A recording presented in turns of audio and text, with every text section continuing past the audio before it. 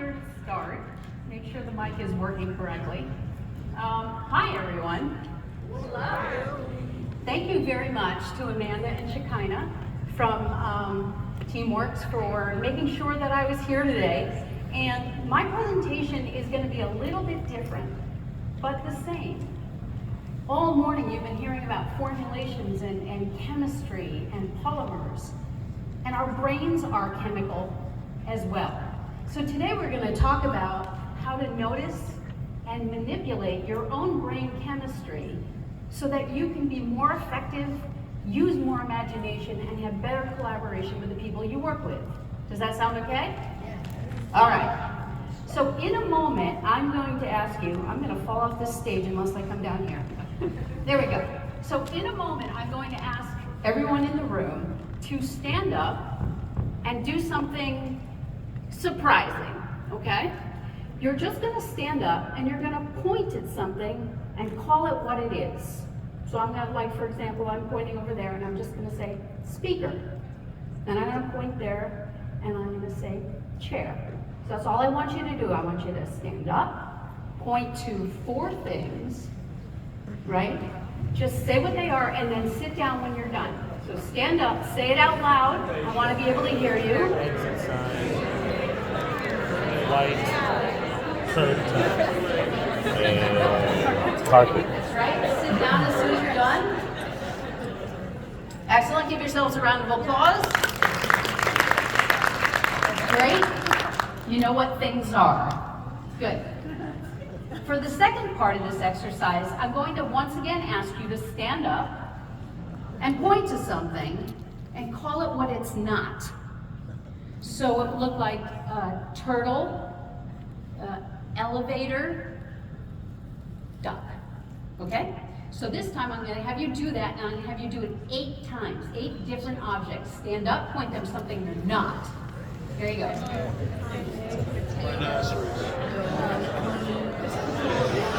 Cow, dishwasher, That's When you don't sit down.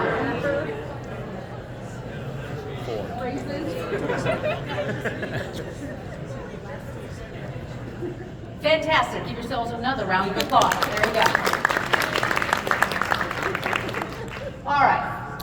So I just took you from a relaxed and curious brain thinking about whipped cream, right? And how to create whipped cream, to something a little more activated. Yes? How many of you noticed when I asked you to stand up and start pointing at things that you kind of went, why am I doing this? This feels awkward. I don't understand what's being asked of me. Some of you were smiling and were enjoying it. Others of you really didn't like it, and I could see that. But that's okay. What we were trying to do in that exercise is activate your emotions. You've been using your brain all morning, thinking about formulations and thinking about chemistry. Now, we want to get your emotions engaged, right? And what we know is that exercise can bring up a whole realm of emotions. And the question is, which ones did it bring up for you? And what's the effect on your internal ecosystem of those brain chemicals activated? What I just did through that exercise is we activated something called your sympathetic nervous system. We all have emotions that run our bus, unless we manage them actively. And so during that exercise, we activated something called an amygdala hijack. It was a little one. There wasn't a lot that was wrong in terms of what just happened. Like, you probably felt relatively safe in the room.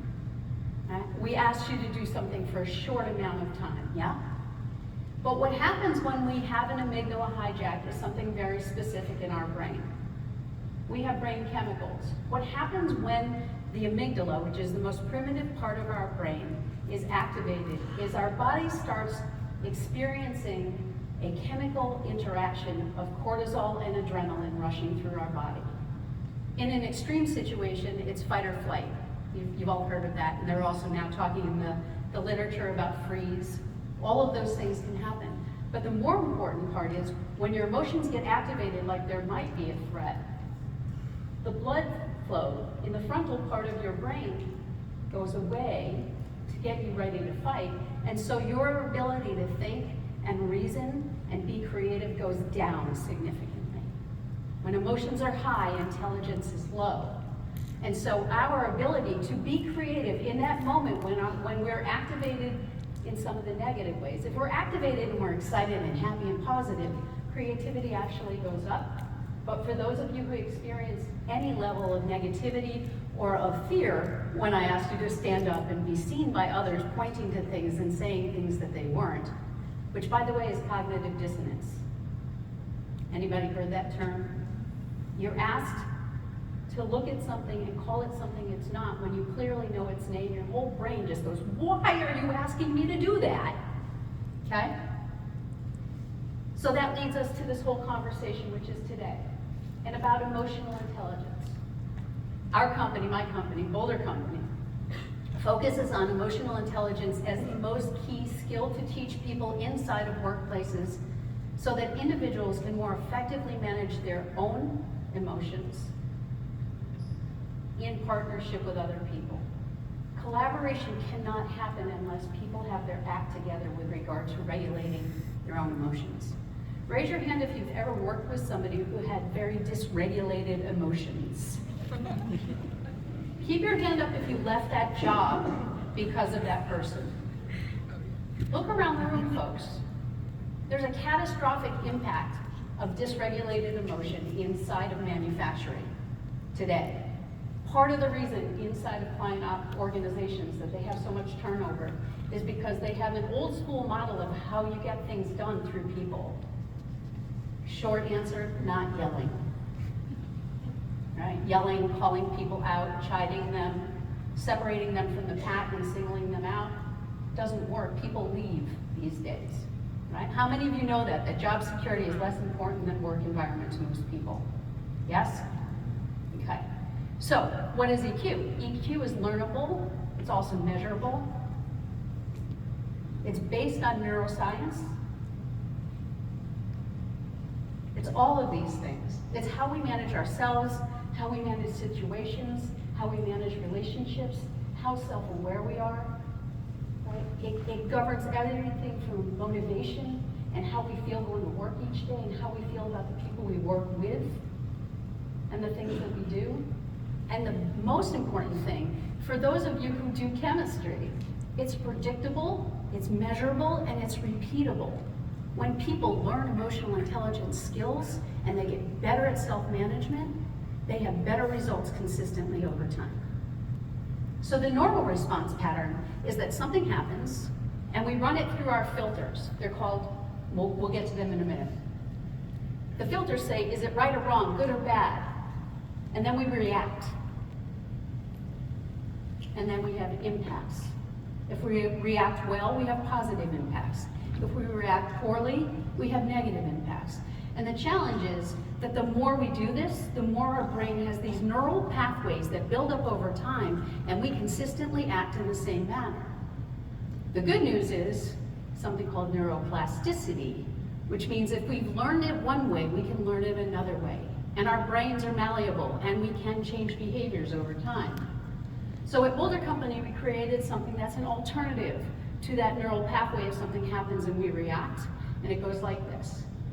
During that exercise, the point name exercise, you did something we call feel the heat. We activated your emotions. That can be something mild, like your heart rate increases. That can be something major, like you step back because you almost stepped in front of a truck and your heart is racing. Has anybody ever had like a major, oh, yeah. So that's feel the heat. The next piece is to notice that we can intentionally change how we respond in a situation. So I'm going to invite everybody to play with me for a minute. Put everything down, put your feet flat on the floor, put your hands on top of your legs, so one on each leg. Sit back so your back is right against the back of your chair. Take a nice deep breath in through your nose, let it out. Nice breath in through your nose. So now I'm going to walk you through something that will only take about a minute. I'm going to invite you to close your eyes if you're comfortable doing that. Otherwise, fix your gaze and then just soften. I'm going to invite you to breathe in for a count of 4, hold for a count of 4, exhale for a count of 4, hold for a count of 4. So through your nose, breathe in, 3, 2, 1, hold, 3, 2, 1, breathe out, 3, 2, 1, hold, 3, 2, 1, breathe in, 3, 2, 1, hold, 3, 2, 1, out, 3, 2, 1, hold, 3, 2, 1. Before you open your eyes, I want you to fix in your mind a place that you love, a place that brings you joy, where you feel calm, happy. Notice the sights and the smells. Put yourself in that place. Take one more deep breath and open your eyes. Okay. Quick shout outs. How do you feel? Great. Happy, calm. Your brain reacted to you taking measured, comfortable breaths. Because when our brains are activated, we do the opposite. Our heart rate speeds up, our breath gets shorter. Okay? So you have dominion, you have control over your central nervous system. If you can notice your emotions rising, feeling the heat, and you intentionally take a beat, and then you pause to say, what was it that activated my emotions and why am I having this? And then you actively choose. And we'll talk in a minute about positive emotions. You actively choose to do something differently. So we just, during that little bit of breathing together, activated your parasympathetic nervous system. Remember before we talked about your sympathetic nervous system? This is the parasympathetic nervous system. What we're doing during this activation is there are 4 pleasure chemicals. Everybody heard of this? There's an acronym DOSE, D-O-S-E. Dopamine, which is the quick hits that we get sometimes on social media, sometimes when we're shopping online. Oxytocin is the hug chemical. It's the thing that we get. I'm sure as you've seen friends that you've seen for years at these conferences, you've been getting hits of oxytocin all day long as you've connected with people that you like and who like you. Serotonin, which is the thing that we just did, is intentionally calming yourself through things like yoga and meditation and calm breathing. And then the last one, endorphins, is what the runner's high, right? You get that from exercise, you get that from high levels of engagement. So there are 4 different ways to send pleasure to your brain and to create connectivity with the people you work with so that you get more done from a creativity standpoint, more innovation. So then the last piece that we talked about is the pause. Inside the pause, we talked about noticing when cognitive distortions come up. Okay? Take a look at this slide. Notice your responses. Think about how you would feel at home if you came home and the dishwasher was loaded like this. Was anybody annoyed immediately? Look at all the hands in the room, right? We all, it's Joyce's can you change that slide? It's giving me the heebie-jeebies, right? Clearly, there's a right and wrong. If you look at manufacturer specs, there are rights and wrong ways to load dishwashers, but the bottom line is, if you walk into the kitchen and you see that the top rack of your dishwasher is loaded like this, what happens to your emotions?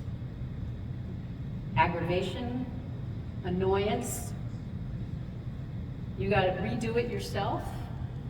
The people in my house should know how to do this better. They should know that you should wash it before you put it in. They should know you don't put plates on the top. How many of you know that you have a million shoulds about everything in your world? This guy's raising his hand.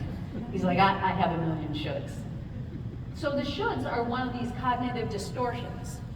Cognition is we recognize it. Distortion is what we make it mean. Okay?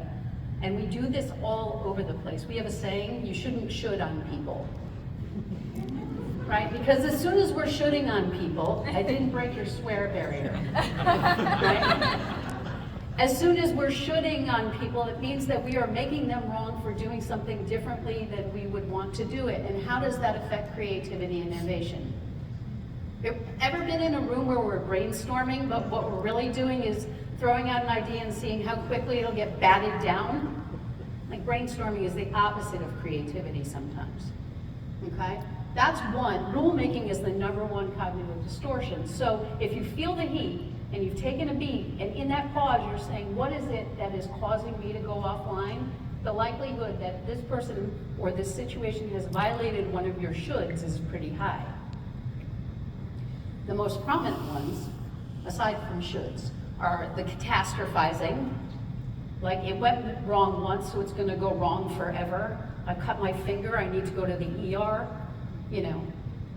Labeling people and ideas, good and bad, right and wrong, all of these things have the ability to inhibit our creativity and our imagination, particularly if we're in an environment where we don't trust that ideas that come up are going to be given a light of day.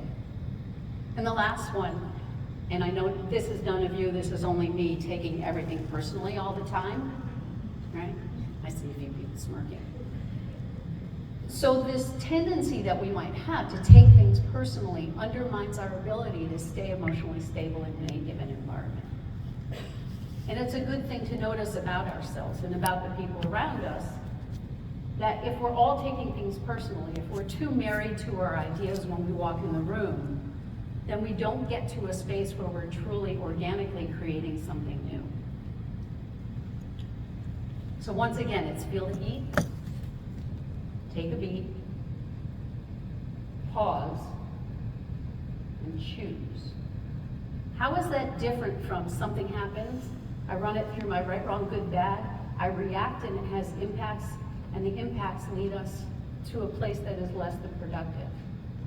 Our assertion is that when you learn about emotional intelligence, that it can be measured, that it can be improved, that it can improve team viability, team productivity, it can reduce silos between different areas of your organization. EQ goes a long way. You can know time management and still be terrible with people. Yourself first. So EQ is about yourself first, then others. That we can actively activate positive emotions with each other, and when we do that intentionally, it increases creativity.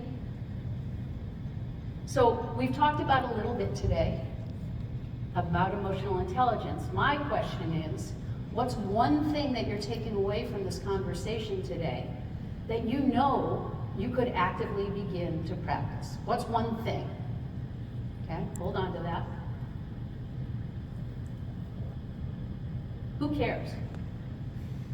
Why is it important to you? So if I say the one thing that I'm going to do in this world of emotional intelligence is to notice when I'm shooting on people, right? Why do I care? Why is that important? Well, if I'm not doing that, then maybe we get to answers more quickly. Maybe we get to stronger relationships. Maybe we get to the best ideas coming up with the people in our organization because they trust the environment. And the most important thing is now what? What's one step that you know that you could take when you go back to your office, maybe the end of this week? What's one thing that you can start doing on a regular basis so that this becomes a practice for you and within your organization? That's where the rubber meets the road. It's not how many concepts and facts you can gather. It's about your ability to implement things over time so that you have an impact on yourself, on the people you work with. Good God, people, we spend so much time with the people we work with. Wouldn't it be great if we all got along better and really appreciated each other? That would be lovely, wouldn't it? You know, we work almost exclusively in manufacturing, and it's amazing the climate shifts that happen when people start to understand that they can have an impact in their world with their coworkers and be calmer and more at ease when they leave work at the end of the day. Does that sound like a good option for you? Okay, so I have one more thing to do, or to ask you for. The first is I have a QR code up there, and we're actually at booth 434, so if you want to come by and see us, you can. We do have a copy of the slide deck for you. That's a distillation of the notes from today, so you don't have to have all the graphics. But I'm also going to ask you to do one more thing. I'm going to ask you to just start snapping your fingers. Feel the heat. Take a beat. Pause and choose. Ready? Feel the heat. Take a beat. Pause and choose. One more time. Feel the heat. Take a beat. Pause and choose. You're welcome for that little earworm. Thank you for your time, your fun, your playfulness, and for the eye contact. That was awesome. I appreciate you. We'll see you. Have a great rest of day at Teamworks, and thanks again to Amanda and Shekinah for bringing me here.